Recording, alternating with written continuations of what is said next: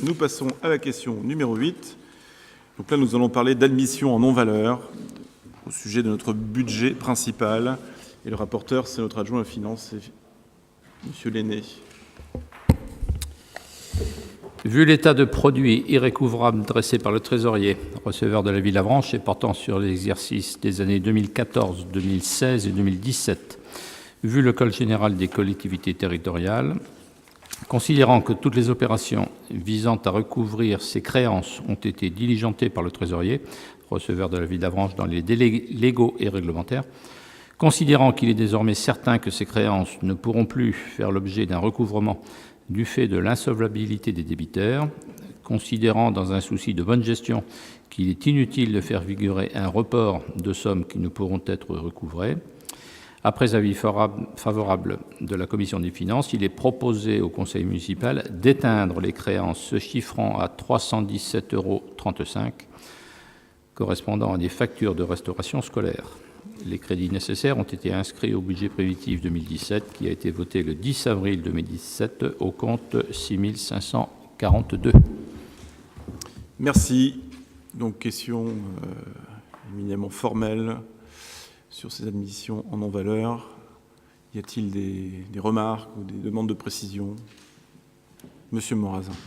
Une simple remarque. Je constate encore une fois que des affranchis en difficulté ne peuvent pas payer les prestations scolaires et alimentaires des enfants. Certes, la somme reste encore raisonnable, mais c'est la preuve encore que nous avons des difficultés, nos concitoyens qui sont en difficulté. Et je suis encore dans la logique de ce que j'étais tout à l'heure. Je trouve effectivement que l'argent public, il va falloir faire très attention où nous l'investissons. Alors, je me permets juste une remarque, Monsieur Morazin. Il y a certes des familles qui sont en difficulté, mais il y a aussi des personnes... Je vais laisser la parole à Thierry Pennec, adjoint aux affaires sociales. Il y a deux choses sur lesquelles je voudrais attirer votre attention. Parfois, ces admissions en non-valeur sont liées au fait que des familles ont déménagé et, en partant, ont oublié de régler leurs factures. Donc, il faut voilà. Et ça peut durer sur 3 ans, ce genre de...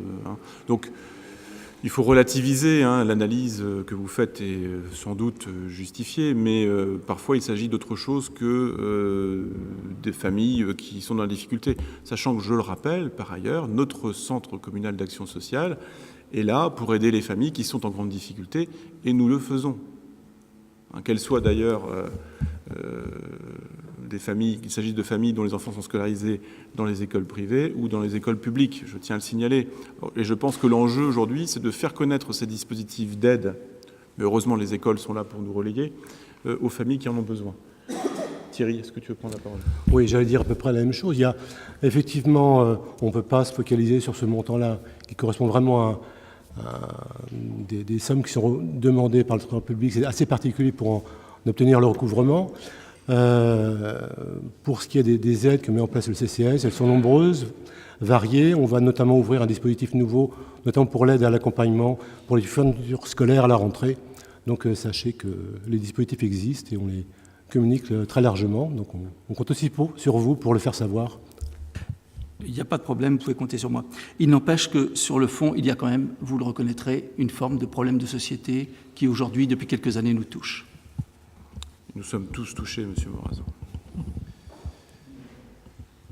Bien, donc s'il n'y a pas d'autres remarques, je vais mettre aux voix cette question numéro 8. Donc il s'agit bien d'admission en non-valeur de notre budget principal, enfin sur notre budget principal.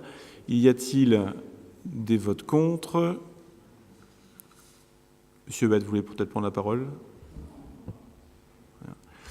Des votes contre, je n'en vois pas. Des abstentions, je n'en vois pas non plus. Donc à l'unanimité, la question numéro 8 est adoptée.